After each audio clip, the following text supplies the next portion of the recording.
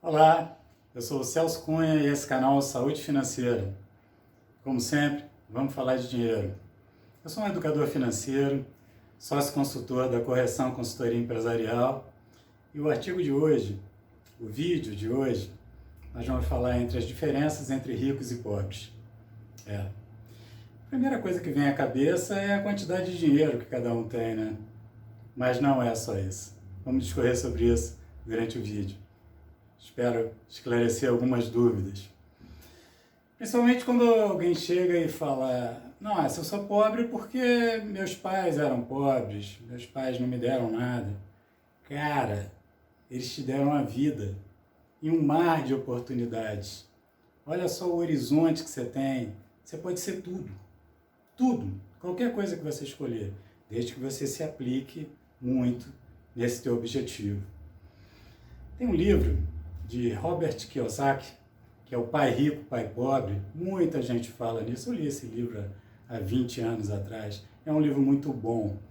E ele narra a história de um personagem que seria ele, né? E o pai dele, um professor universitário, vivia dentro de um orçamento, a mãe do lar, e eles viviam naquilo ali direitinho, tudo programado, não pode sair daqui, não pode gastar um pouco mais, tem que reservar comida, alimentação, moradia, aquilo, roupas e tal, e tudo ali dentro de um orçamento. Nada de errado, né? Até porque tem muita gente que vive fora do orçamento e acaba criando endividamentos, que isso é uma bola de neve. Depois, para sair, é um grande problema. Principalmente quando ele estoura o cartão de crédito. Esse é um grande problema, é um dos maiores, é o início do fim. Mas voltando à história do Robert Kiyosaki, Pai Rico, Pai Pobre, ele tinha um amigo e o pai desse amigo não tinha nível universitário, não tinha toda essa educação que o pai dele tinha, mas tinha um tino muito bom para negócios. Então incentiva eles desde criança, desde pequenos, a criarem uma possibilidade, um viés de rentabilidade. Vender doce, entregar jornal, pizza e tal, o que quer que fosse. Eram gibis, histórias em quadrinhos, e eles começam a criar aquilo. Até que o Robert, no caso o personagem do livro, começa a estudar esse pai do amigo dele, que não tinha essa percepção toda criada pelas universidades, né, gloriosas, mas ele tinha um tino muito bom para negócios. E ele focava no mercado imobiliário americano. Então ele se endividava para comprar um imóvel, mas ele já alugava aquele imóvel e o aluguel já ajudava a pagar aquela prestação, e aos poucos ele entrava num outro financiamento, que o mercado imobiliário americano é em cima de hipotecas. Você vai construindo credibilidade ao longo dos anos, na medida que você vai quitando, pagando as prestações, você vai elevando o teu nível. E como todo mercado mundial, você é avaliado em dígitos. Então você começa pequenininho com um crédito de 1.000, daqui a pouco é 10 mil, 100 mil e 1 milhão, que você chega num 7 dígitos, e daí em diante você é um grande investidor, em qualquer que seja o mercado. Mas nós estamos falando de dólares. E esse pai desse amigo dele tinha várias fontes de renda e rentabilizava isso muito bem através dos imóveis, que foi o mercado que ele escolheu. Então, se a gente olhar lá para trás, Warren Buffett, né, nasceu pobre? Não, ele nasceu com uma família até com uma estrutura, mas ele começou a fazer investimentos com 7 anos de idade. Investimento em ações, bolsa de valores, e comprar balança para alugar, receber em moeda. Então, isso tudo é difícil a gente dizer que você tem que nascer assim. Não, não tem. Não tem. Eu lembro da minha história lá bem pequeno, na cidade, uns 7, 8 anos de idade, eu trabalhava numa pet shop que era em frente à minha casa. Trabalhava, entre aspas, né?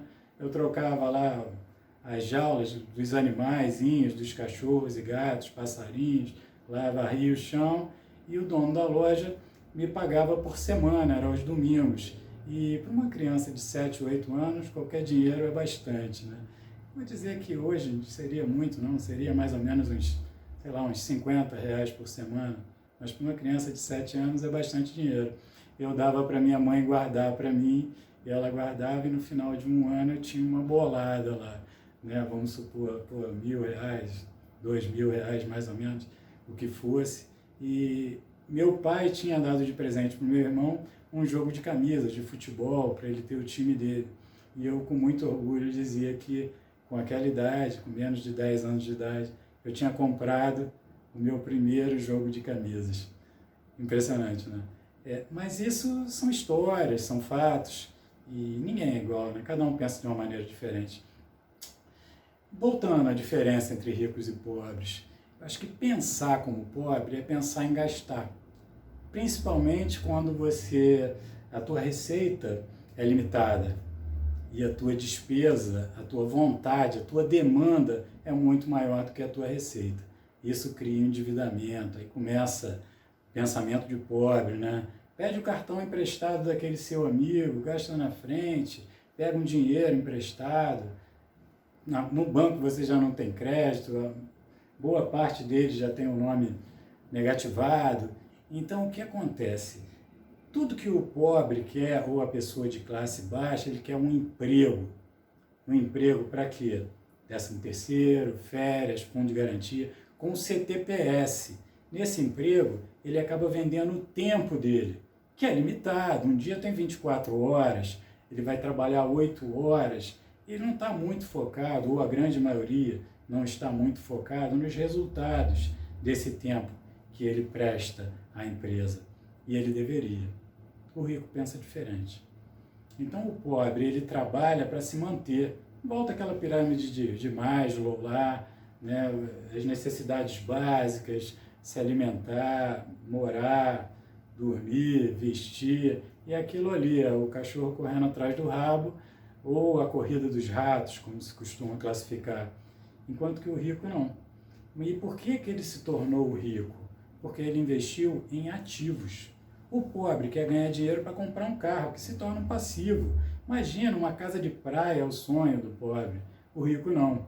Ele, com esse dinheiro, ele investe em cotas, empresas, abre um negócio, busca oportunidades, ele percebe as oportunidades.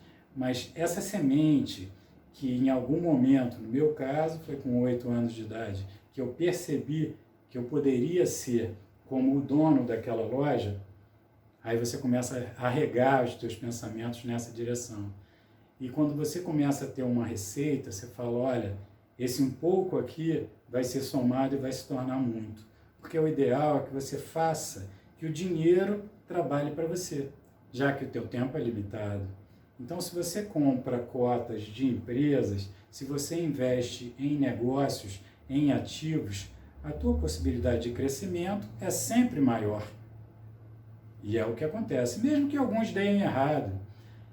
Entre os homens bem-sucedidos, considerados bem-sucedidos, a taxa de sucesso é de 15%.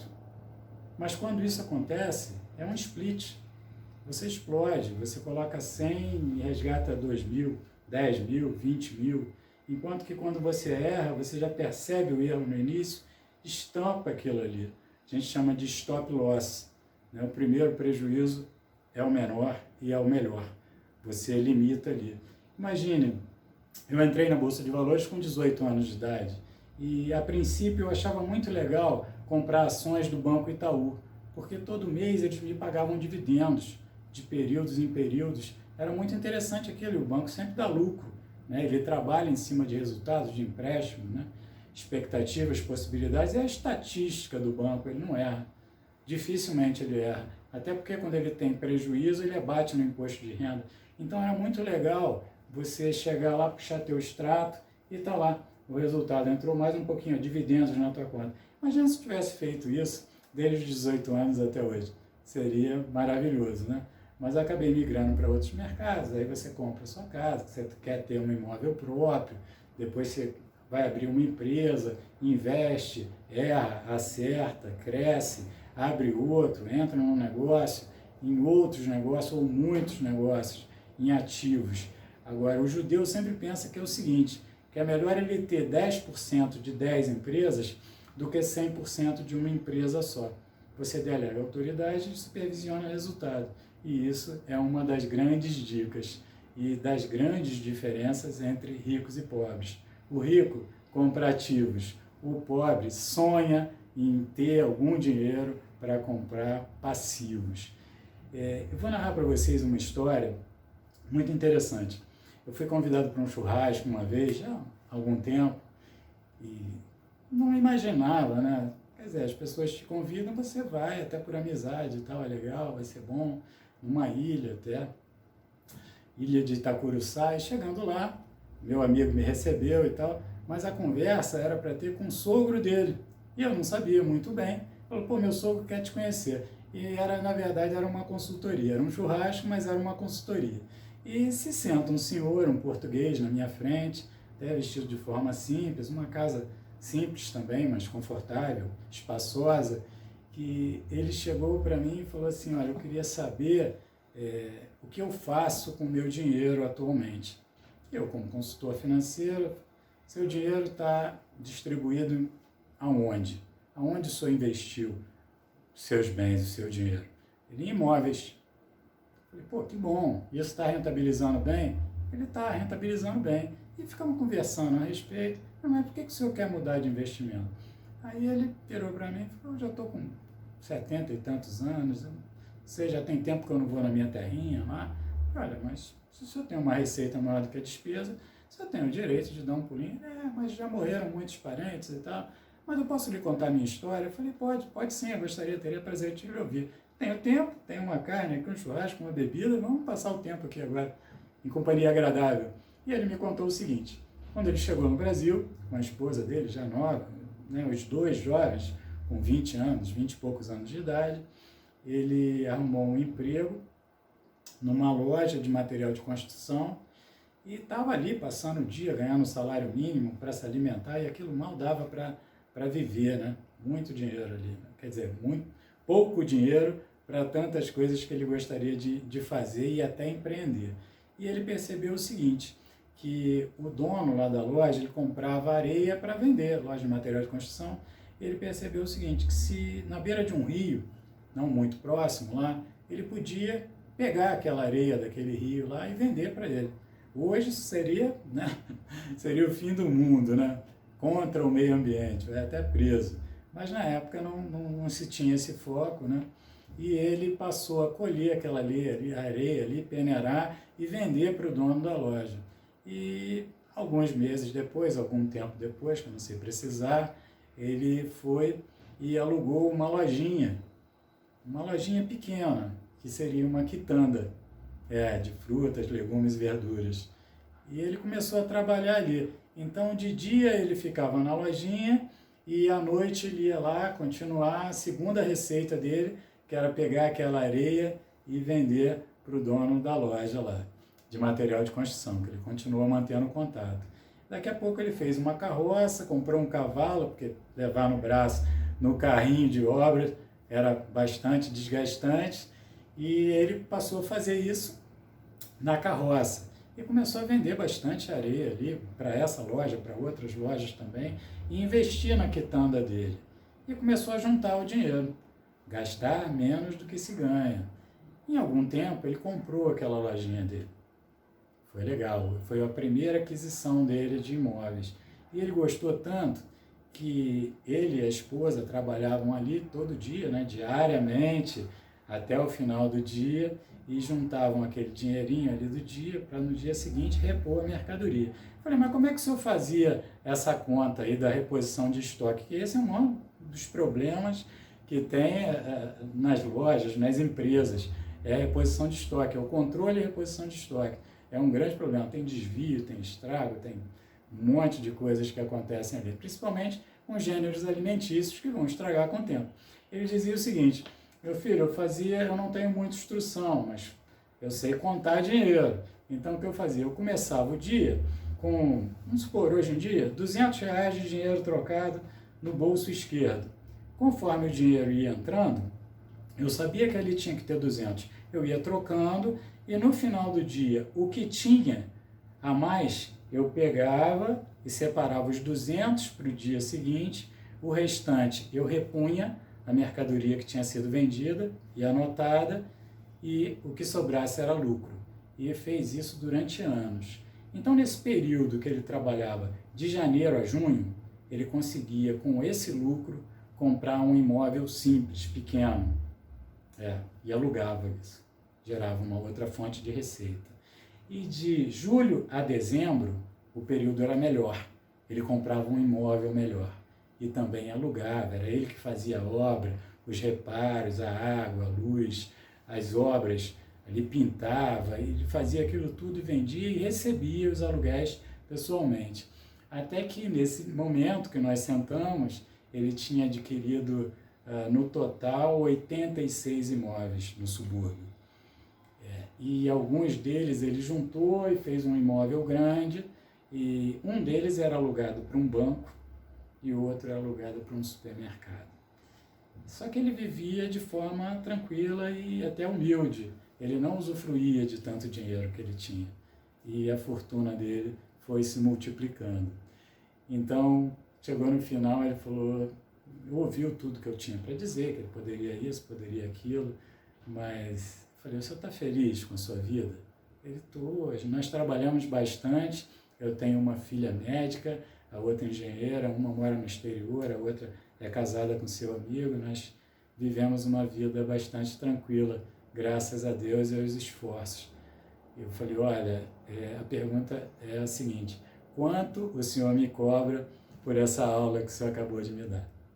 Seu Antônio, que se estiver vivo esteja com saúde e se já partiu para outra vida, que esteja nos braços de Deus.